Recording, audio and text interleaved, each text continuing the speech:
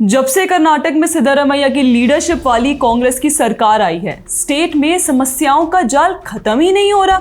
कभी पानी की समस्या तो कभी विकास ना होने की समस्या। राहुल गांधी के वादों को पूरा करने के चक्कर में राज्य में विकास के काम रुक गए हैं।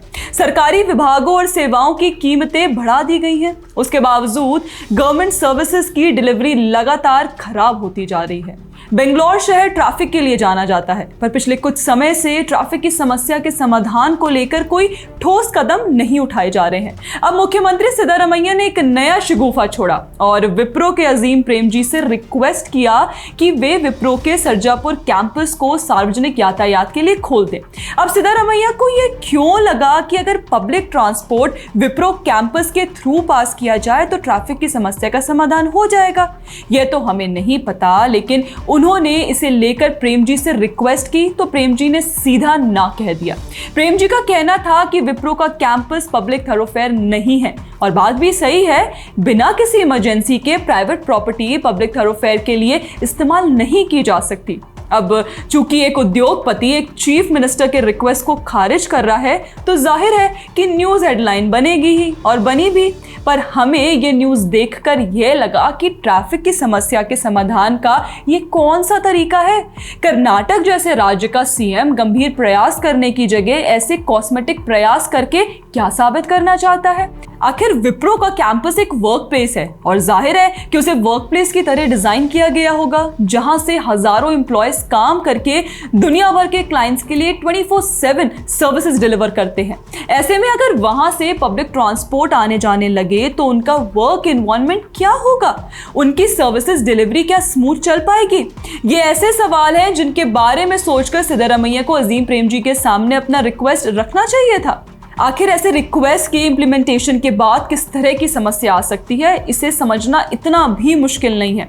और अगर एक सरकार एक ग्लोबल सर्विसेज प्रोवाइडर से इस तरह का काम करवाना चाहेगी तो फिर Indian as well as MNCs को क्या संदेश जाएगा।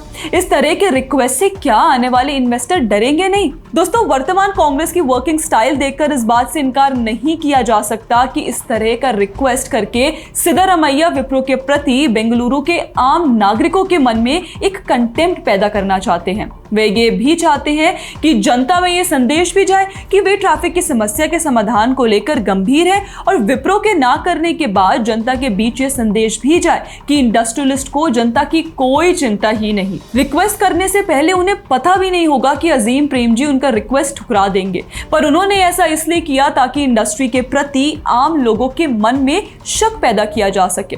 सिद्धारमैया के ऐसा करने से मुझे एक कहानी याद आ गई। आप में से बहुत से लोगों ने ये कहानी सुनी होगी, पर मुझे लगता है कि मैं उसे यहाँ सुना सकती हूँ। देखिए, एक बार शेर के लगातार शासन से बोर होकर जंगल जानवरों ने बंदर को वोट देकर जंगल का राजा बना दिया। अब बंदर को राज करने का कोई अनुभव तो था नहीं, इसलिए बंदर उसके सामने आई हर समस्या के समाधान खोजने की एक्टिंग करके काम चलाने लगा। उसके सामने जब भी कोई केस आता, वे पेड़ में इस डाल से उस डाल कूदने लगता ताकि लोगों को लगे कि वह समस्या के समाधान के लिए जी तोड़ मेहनत कर रहा है। एक बार एक बकरी उसके पास आई, बोली, महाराज, शेर ने मेरे बच्चे को किडनैप कर लिया है, आप कुछ कार्रवाई करें और मेरे बच्चे को छुड़ाकर मुझे वापस करवा दें, और जल्दी करें, कहीं शेर मेरे बच्चे को खा ना जाए। बंदर समाधान खोजने की एक्टिंग करने के लिए इस डाल से उस डाल कूदने लगा। बकरी वहीं खड़ी होकर बंदर को देखती जा रही थी। तब तक एक और जानवर ने वहां पहुंचकर बकरी को खबर दी कि शेर ने उसके बच्चे को खा लिया है। बकरी ने बंदर से कहा, आप कुछ नहीं कर सके और शेर ने मेरे बच्चे को खा लिया, आप कैसे राजा हैं? बंदर बोला, मैंने तो सारी कोशिश की, मेरे एफर्ट में कोई कमी रही हो तो बताओ। दोस्तों, डेमोक्रेसी में कई नेताओं के लिए समाधान का अर्थ रिटोरिक ही होता है। खैर, आशा है बेंगलुरु की ट्रैफिक की समस्या का कोई ठोस समाधान जल्द ही निकलेगा। आपको हमारे चैनल का कंटेंट पसंद आता है तो आप हमारे चैनल को फॉलो कर लें। मिलते हैं आपसे जल्द ही एक और वीडियो के साथ।